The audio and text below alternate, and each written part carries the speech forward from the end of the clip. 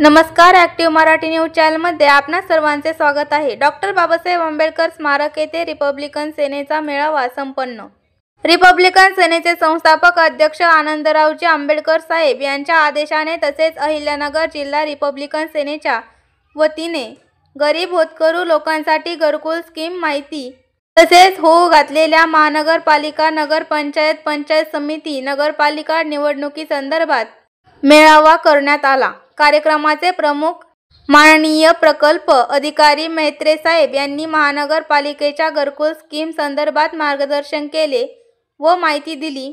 Republican सेनेचा मेळावा संपन्न होत असताना माननीय जिल्हाध्यक्ष सुनील शिंदे यांनी आपल्या भाषणात प्रतिक्रिया व्यक्त केल्या व नवीन घरकुल योजना संदर्भात मार्गदर्शन केले। यावेळी उपस्थित जिल्हा संघटक संजय ताकवले, जिल्हा कार्याध्यक्ष बाळासाहेब वाघमारे, जिल्हा प्रसिद्धी प्रमुख महेश भोसले, जिल्हा महिला संघटक बेबीताई टकले यांनी महिलांना मार्गदर्शन केले। शहर महिला अध्यक्ष सुनीता शिंदे, शहर उपाध्यक्ष नेहा जावळे, रुपाली आयनजी, सनी मागाडे, विकास रणदिवे, राजूभाऊ उल्लारे, विवेक विदाते व रिपब्लिकन सेनेचे कार्यकर्ते व महिला भगिनी मोठ्या संख्येने उपस्थित होते। संपादक उमेश साठेसह लक्ष्मी शिरसाट, ॲक्टिव्ह मराठी न्यूज, अहिल्यानगर। नगरपालिका त्या हिशोबावर आपल्याला मैत्री साहेब काय मार्गदर्शन करणार आहे। त्यांच्यासमोर मी काय आपल्याला एक दोन सूचना करणार आहे। ज्या वेळेस आम्ही 2012-13ला लोकांना घरकुल मिळावा की ज्यांना खरोखर घर राहिलं नाही अशा लोकांना घरकुल मिळावं म्हणून आम्ही त्या ठिकाणी प्रयत्न करत होतो। माझ्याबरोबर बाळासाहेब वाघमारे त्यावेळेस माझ्याबरोबर राहायचे। भारी बहुजन मास मी आंबेडकर घराण्याशी गेल्या 30 वर्षापासून एक निष्ठेने काम करतो। त्यावेळेस बरेचसे माझे महिला चोवीसमधल्या महिला माझ्याबरोबर होत्या, सर्वच भरपूर त्या ठिकाणी कार्यकर्ते माझ्याबरोबर होते। तो प्रकल्प होत असताना आम्ही गोरगरिबांना तो प्रकल्प घरकुल मिळण्यासाठी मैत्री साहेबांनी योग्य त्या दिशेने लोकांना घरकुल त्या लकी ड्रॉ युतीने ते वाटप करण्यात आले।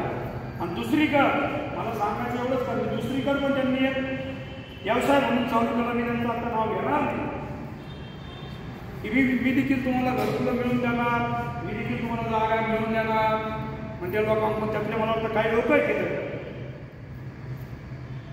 की तुम्हाला पैसे द्यावे लागते, हे करावं लागते, मग त्या लोकांना घ्यायचं, कुठे येऊन खात्याच्या जाग्यामध्ये नेऊन बसवायचं, ही तुम्हाला जागा दिली, या लोकांनी जागा नेऊन येऊन धरायच्या, मग वन खात्याच्या लोकांनी पोलीस स्टेशनला खबर काढायची, पोलीस यायचे, त्यांची धरपकड, ते फार मोठा तमाशा त्या ठिकाणी होऊन गेला। मला वाटतं त्या एक वेळेस ते मिटिंग चालू असताना माझ्यावर न्यायाची मम्मी मंदा मावशी त्या मिटिंगला होत्या। मला म्हणले भाऊ तिथं जागा मिळते की जाऊ का? म्हणजे इथं गप्प बसा, पोलीस लोक जाऊन बसतात। आणि त्यानंतर त्या मंदामावशीने फोन केला की भाऊ लोक अटक करून नेले, तुम्ही लोकांच्या जागेमध्ये अतिक्रमण करून लोक तुम्हाला अटक करून नेणार ना। तर माझं फक्त थोडक्यात तुम्हाला एवढंच सांगणं आहे, आज आपण मी स्वतः आयुक्त साहेबांना देखील काल भेटलो आम्ही बाळासाहेब, आम्ही सगळे माझ्याबरोबर 5-6 कार्यकर्ते होते। आयुक्त साहेब खूप खदगदून हसले, मी हसलो।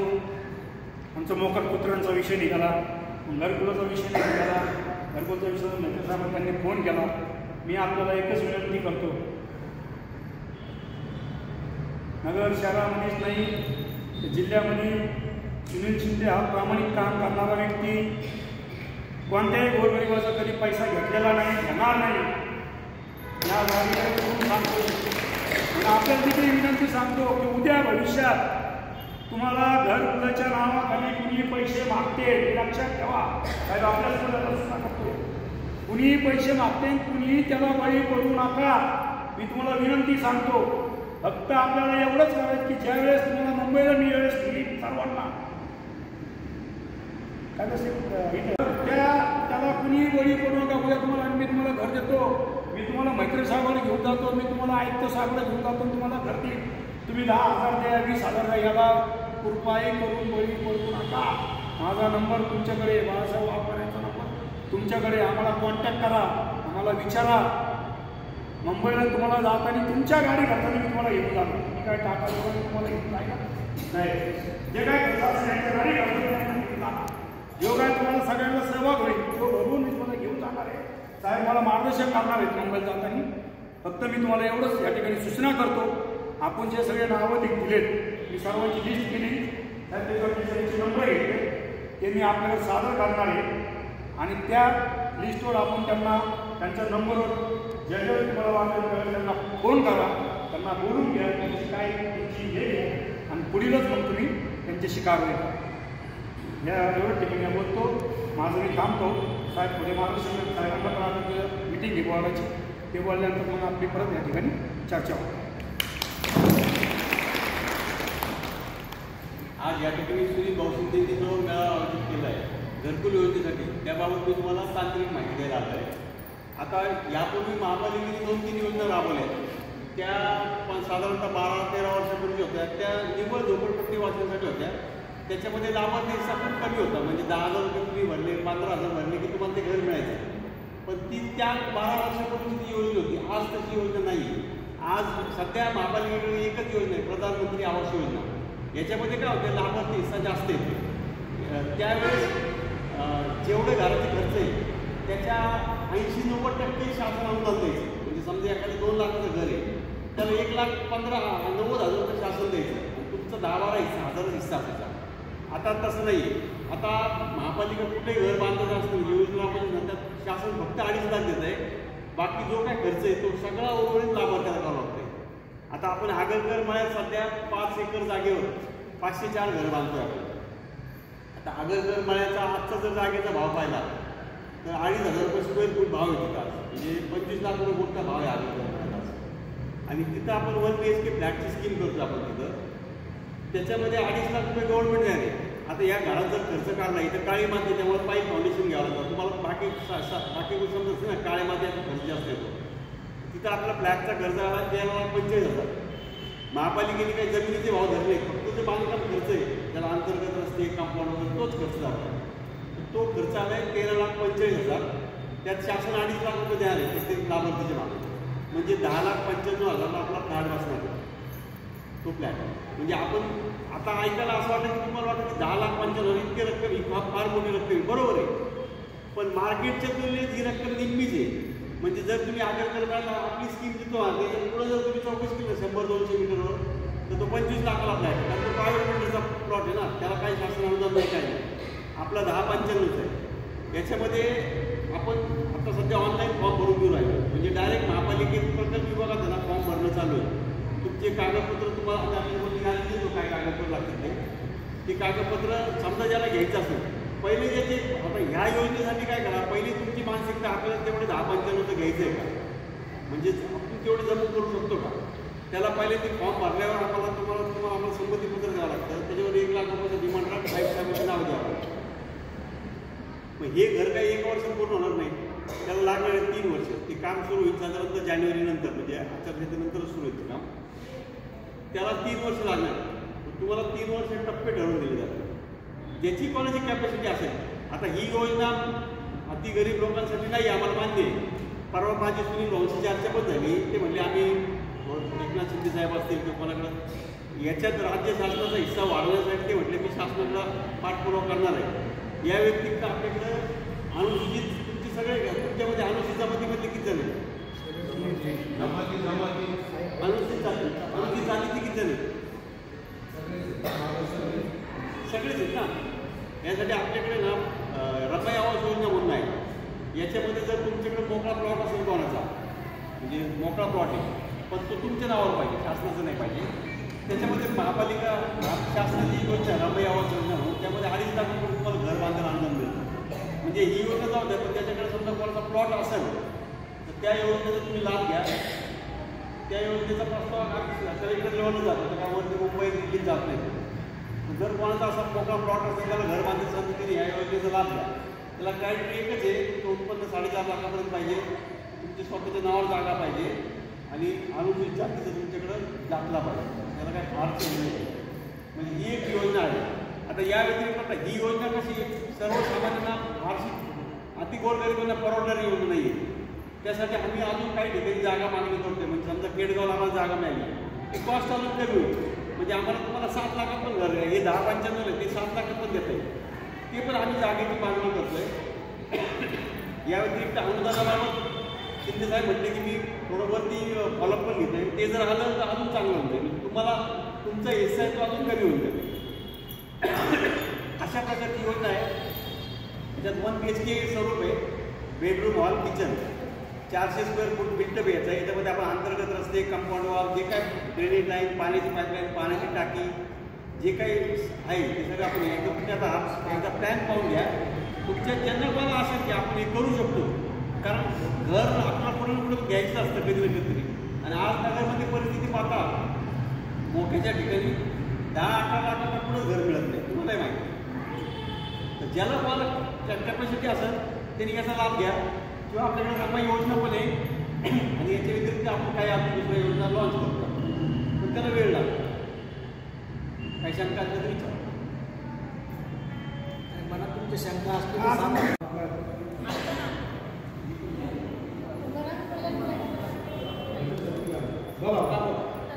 मला म्हणायचं होतं सर, मला म्हणायचं होतं की हे जी स्कीम आहे ती पैसे म्हणजे कशी टक्क्याने भरायचे का पहिले पालिकेच्या ऑफिसमध्ये आम्ही सेटअप केलं आहे. तुम्ही तिथे येऊन ऑनलाईन फॉर्म भरायचा आहे. हा बाहेर कुठंच भरायचा नाही, पालिकेत येऊन भरायचा आहे. तो भरल्यानंतर तुम्ही एक संमतीपत्र द्यायचे. मग त्याच्यासोबत 1 लाख रुपये डिमांड ड्राफ्ट द्यायचे आत्ता अर्ज भरल्यानंतर. मग तुमचं नाव कन्फर्म होऊन जातं की तुम्हाला हे लाभार्थी म्हणून तुमची निवड केली आहे. त्यानंतर 3 वर्षात तुम्हाला आम्ही टप्पे ठरवून यायला. या व्यतिरिक्त आम्ही बँकेचे मेळावे पण घ्यायला. पण बँक तुम्ही लोन देताना काय करणार, तुमचे कागदपत्र वापरणार ना. तुमचं बँकेला कसं आहे, बँकेला तुमचे सगळे कागदपत्र त्यांना जर योग्य वाटलं की याला आपण लोन देऊ शकतो, ते देतील लोन. पण ती पण आम्ही लोन मिळून घ्यायला बँकेत. तर ज्याला समजा असं कॅपॅसिटी तर तिने या योजनेचा अवश्य लाभ घ्या. ही मार्केटच्या तुलनेत खूप परवडणारी योजना आहे. करून म्हणजे शेवटी बँक तुमचे बँक तुमचे कागदपत्र बघून ठरवते यांना लोन द्यायला तुम्ही इलिजिबल आहात का नाही. जर तुम्ही बँकेला वाटलं की तुम्हाला लोन मिळू शकते तर ते तुमचं सँक्शन करते. मग तुम्हाला 10 वर्ष, 12 वर्ष, 15 वर्ष हप्ते ठरवून दिले जातील आणि मग ते आहे.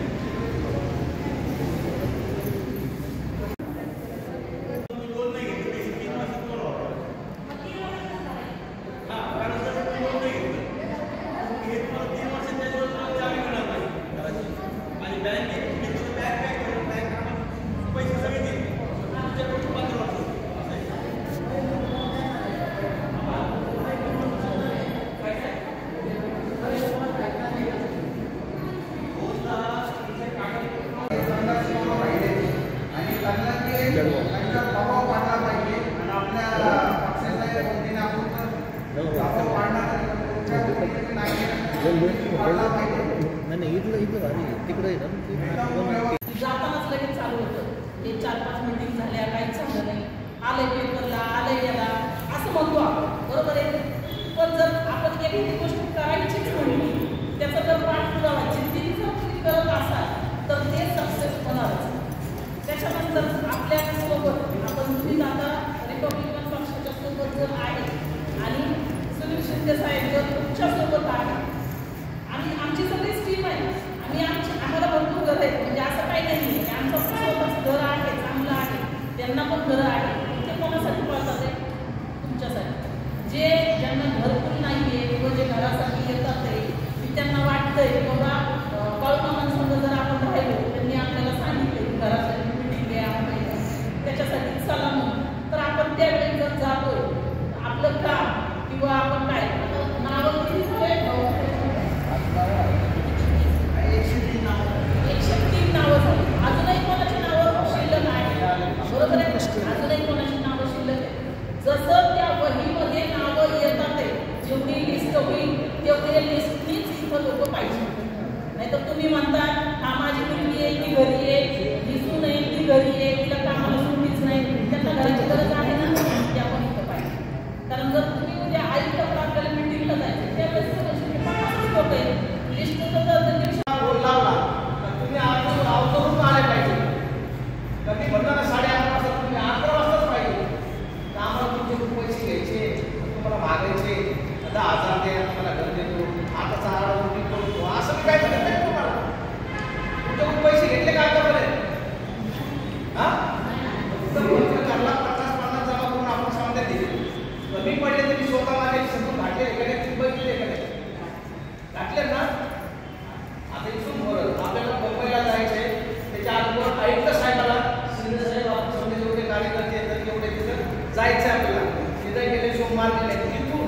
त्याच्यानंतर मुंबईला जायच्या वेळेस समजेल ते गाडी वाढवून करायचं एक लक्झरी करून दुसरं एखादी माटण करून त्याच्यापासून आपण त्याचा आजार मैदानामध्ये डोके टाकू बघूया कसे टाकू काय गॅस टाकायची खायला बुवा